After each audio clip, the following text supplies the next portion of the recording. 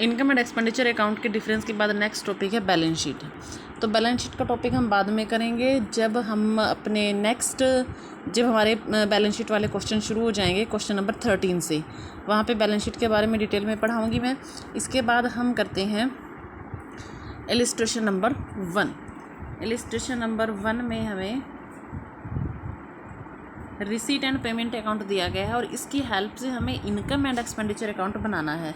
जैसे last year हमने पढ़ा था फाइनेंशियल स्टेटमेंट वाले चैप्टर में कि हम ट्रायल बैलेंस की हेल्प से P&L अकाउंट और बैलेंस शीट बनाते थे, लेकिन NPO में यानी कि नोट फॉर प्रॉफिट ऑर्गेनाइजेशन में हम रिसीट एंड पेमेंट अकाउंट की हेल्प से हम अपना इनकम एंड एक्सपेंडिचर और बैलेंस शीट बनाते हैं।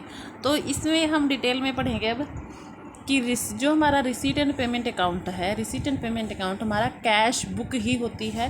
कैश बुक की एक समरी होती है।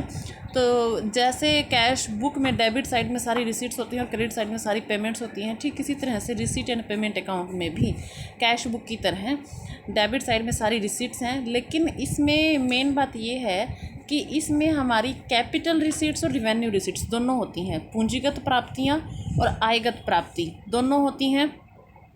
और इसी तरह से पेमेंट साइड में पूंजीगत खर्चे और आयगत खर्चे दोनों प्रकार के खर्चे होते हैं। तो जब हम इनकम एंड एक्सपेंडिचर अकाउंट बनाएंगे तो हमें इस रिसीट एंड पेमेंट अकाउंट में से केवल आयगत रिसीट्स यानी कि आयगत प्राप्तियों और आयगत खर्चों को ही लेना है। पूंजीगत आय और पूंजीगत खर्चे यानी कि पूंजीगत प्राप्तियाँ और पूंजीगत खर्चे वो हमारे बैलेंस शीट में जाएंगे। तो हम डिस्कस करते हैं यहाँ रिसीट एंड पेमेंट अकाउंट में सबसे पहले दिया गया है cash in hand 1 April 2017 and cash and bank 1 अप्रैल 2017। ये हमारा ओपनिंग बैलेंस है कैश बुक का। जैसे हम कैश बुक बनाते थे तो ओपनिंग बैलेंस से शुरू करते थे। तो इसी तरह से हमारा रिसीट एंड पेमेंट अकाउंट में भी हमारा साल की शुरुआत में जो हमारे पास कैश था और बैंक बैलेंस था वो दिया गया है। तो इसका इनकम एंड एक्सपेंडिचर अकाउंट में कुछ नहीं करना है, ये हमारा ओपनिंग बैलेंस शीट में जाएगा।